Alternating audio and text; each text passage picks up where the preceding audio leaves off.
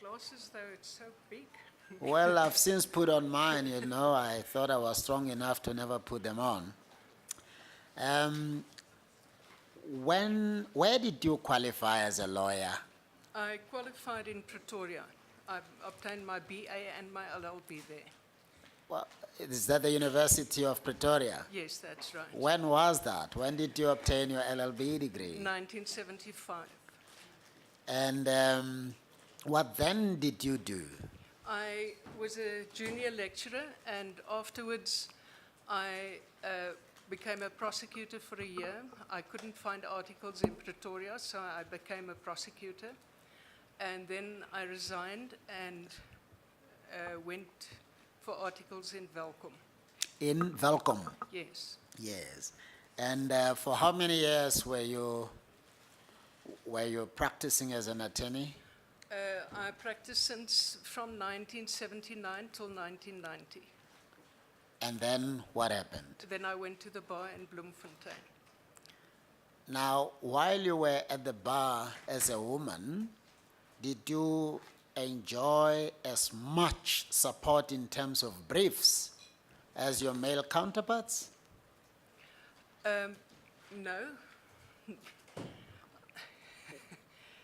Was it as a... Yes. But I must say that I had the support from the people from Welkom supported me. Different firms of attorneys supported me from Welkom because they knew me.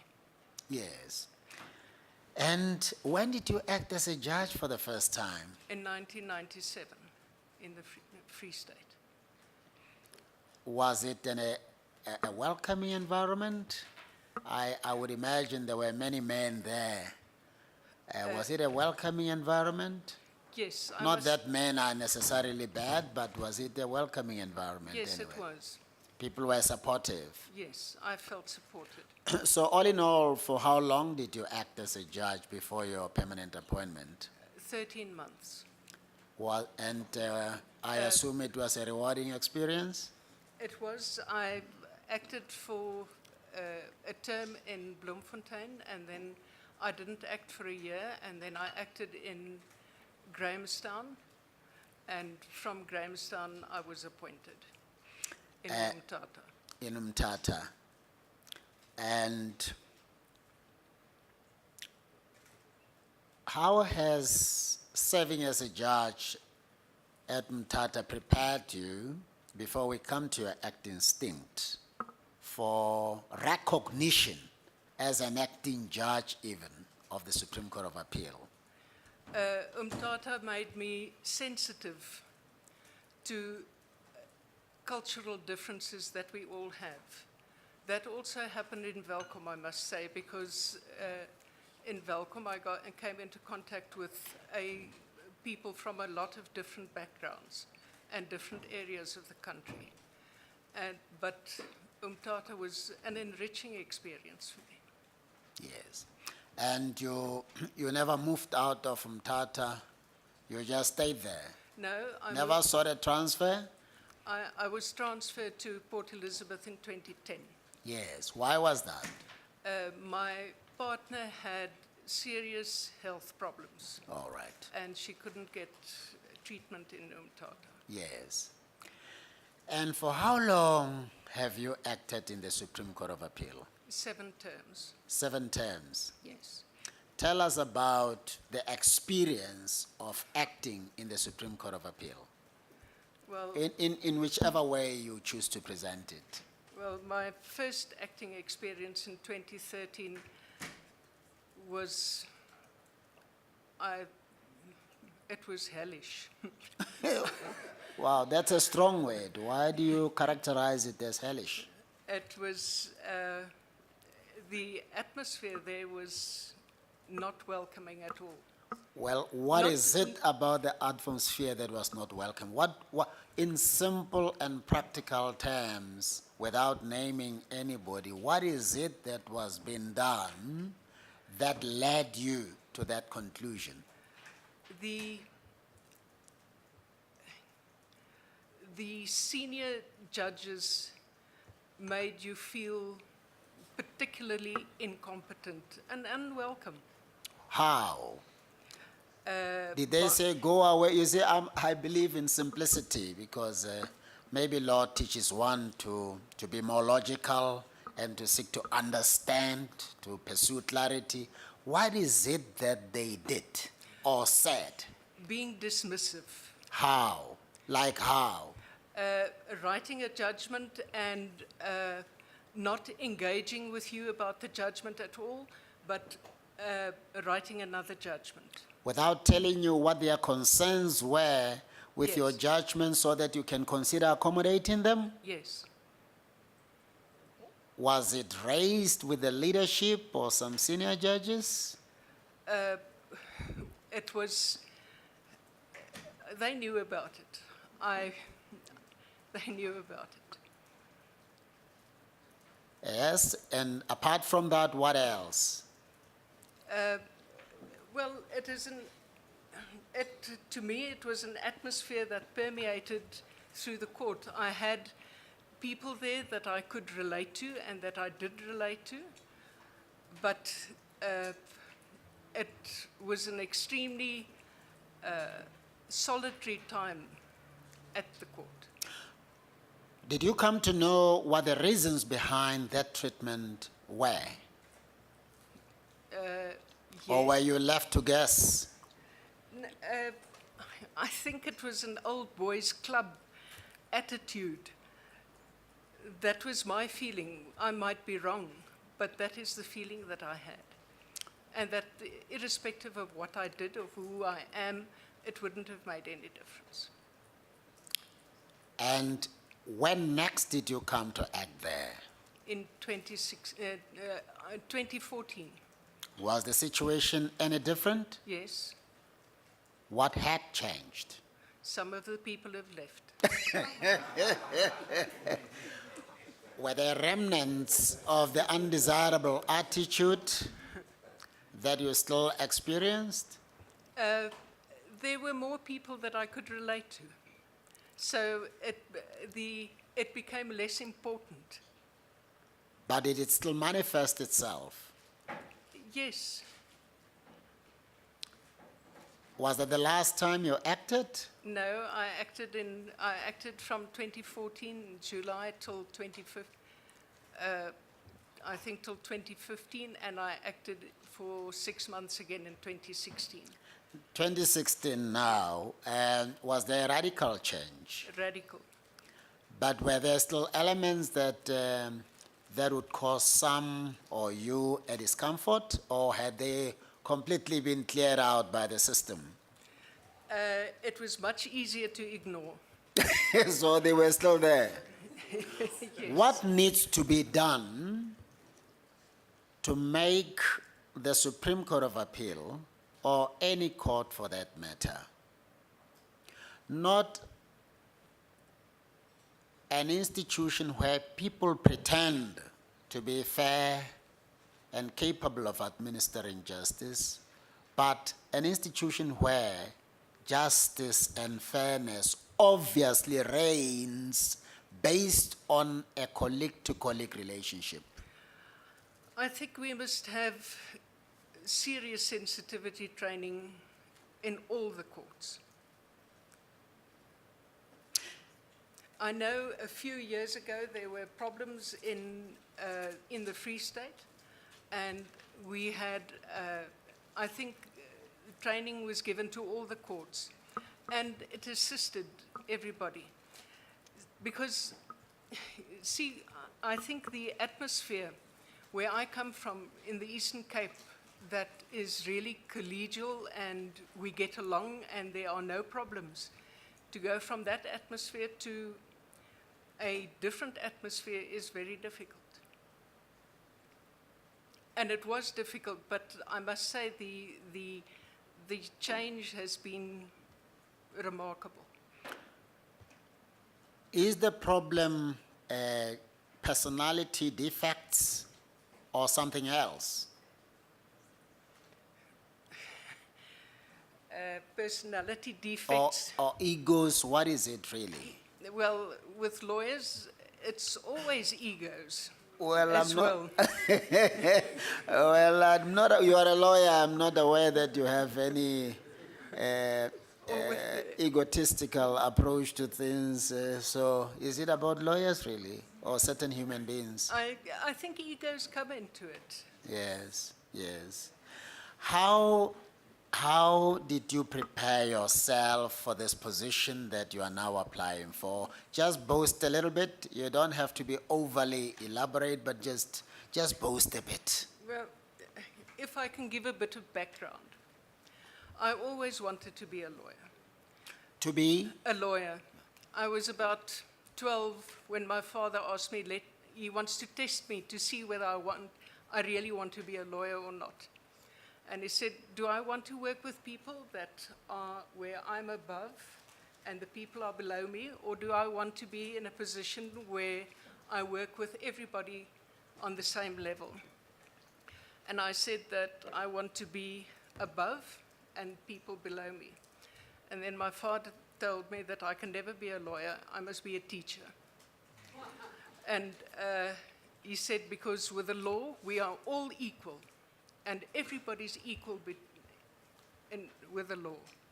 With your colleagues, the magistrate, the judge, we're all equal. They're just doing a job, we're just doing a job. Just to interrupt, was your father a lawyer? Yes. Okay. An attorney, an advocate, a He was judge, a magistrate? He was an attorney. Yes. And that taught me that we are all equal before the law. And that has been with me just about my whole life. And that is the way that I've been brought up. And that is something that I can bring to the court. I can bring my experience, and I can bring a sense of fairness and justice. Thank you. President Meyer? Thank you, Chief Justice. Good morning, Justice Schoeman. Good morning. I know that you found it particularly difficult to settle in at the SCA. I can vouch for that. And that it was especially difficult having come from a very collegial division that the Eastern Cape is, because I had the same experience. And you were actually very reluctant to come back for a further acting stint, and you had to twist your arm almost to breaking it to get you back. But I'm relieved to hear that you have been able to just find your rhythm and do your work and disregard the colleagues whose job, who want to make it their job to make other people's lives difficult. Thank you. I just want to raise two concerns with you, and it's concerns that I've discussed with you previously about your candidacy. The first one relates to the volume of your reported or any written judgments over the long span of your judicial career. The second one relates to a judgment you wrote during one of your acting stints at the SCA that you produced in Afrikaans, and that was seen by others as maybe a show of conservatism, because it's unusual in our time, and it excludes the rest of the non-African speaking world from ever accessing the judgment of an important court. Now, how would you respond to these concerns? President Meyer, the situation was that it was a case with, I think, 20 volumes. It was 8,000 pages. It was all in Afrikaans. We were 3 judges. It was the first case that I did in the SCA. The presiding judge, I asked him, must I write it in Afrikaans or English? And he told me I must write it in Afrikaans. And I did so. If I knew at all that it's not on, I wouldn't have done it. And I can just mention that subsequently I was involved in a matter van Deventer versus Ivory Institute or something like that, where Judge Mpati was the presiding judge. All the papers were in Afrikaans, and he told me that I can write in Afrikaans if I want to, but I declined the invitation. So if I knew this, if I was sensitive enough, I wouldn't have done it. But I was instructed, that was the instruction. And about the volume of your reported judgments? When I first acted in 1997, one of the judges told me that the idea of puny judges is to shift work. It is not to write intricate academic judgments. And I do all my own typing. So for me to write something that it's reportable feels a bit as if I'm boasting. So that is the way that I did my work. And in 2009, with they had, with our judges conference, one of the sessions was about judgment writing. And the appeal court judges there told us that, or the one in the session that I was in, enforced that position when they said, please don't write clever judgments and things like that. Give us the facts. That's what we want when the case comes to us. And that is why I don't have that many reported judgments. You always produce you always give your decisions in cases promptly. I beg your pardon? Have you ever delayed giving your decision in a case? I suppose, yeah, well, there was this one matter in the SCA where it was delayed as well. But that was an unusual situation because there were dissenting judgments. There were I dissenting understand. judgments, and there was the letter that the matter has been settled, but they don't want, but they still want a judgment, and there was uncertainty whether a judgment had to be written or not. How many times would you say, just on estimate, you've been overturned on appeal when your decisions have been challenged? Well, I tried thinking, and I know of the 3 cases that I mentioned and I know that there's another criminal matter as well where I was overturned. So in about 19 years, those are the only cases that you could Yes, pick up? that I can think of. There wasn't anything major.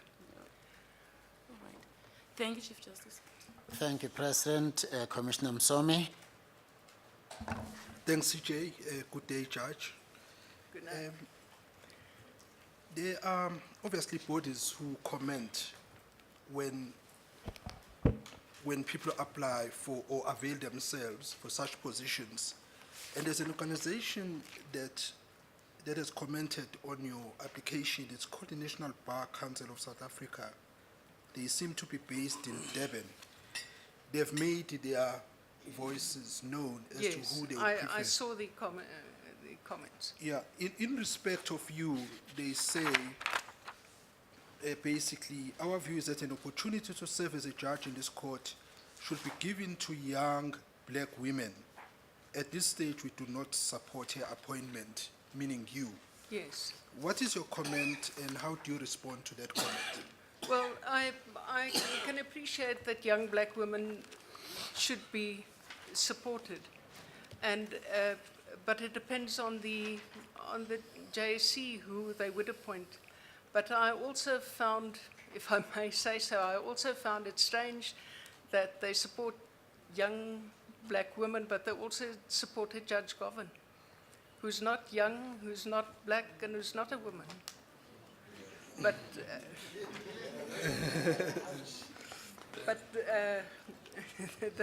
that's the only thing that I can say about that. Yeah. And then the second question for me is a question that seeks to clarify what Judge Meyer raised, perhaps differently. In a career spanning 18 years, I think the documents that have been put together do not really make justice to who you are. Are you able to gloat and say, I have developed common law in this respect and that respect over my career that spans 18 years? What have you done to develop our law over the last 18 years?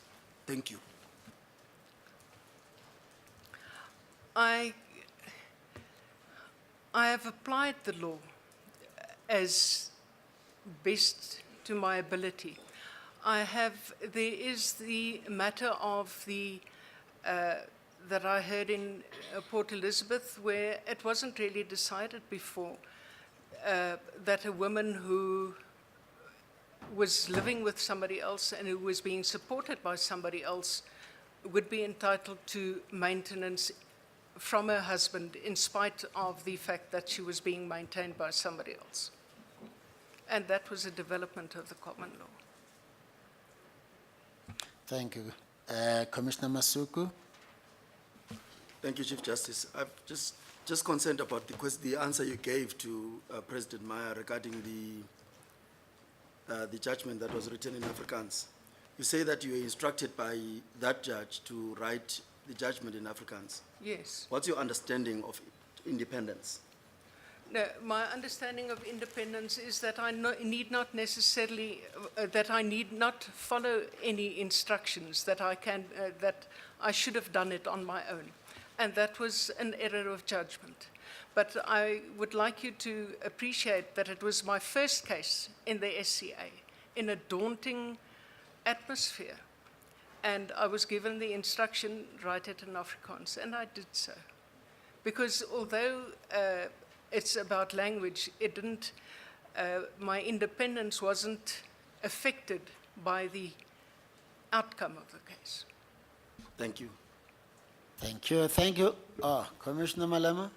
Yes? No, I just want to make a follow-up, CJ. You're telling us the second attempt was Judge President Mpati. No, President. The president, President without judge. Oh, President Mpati, yes, President Mpati. But you're not telling us the one that you have heeded the call, the one that that you have responded positive to the call, that write in Afrikaans and then you wrote in Afrikaans. yes, Who's that? that was Judge Frans Malon. Thank you. Thank you, Judge Schoeman. You're excused. Thank you.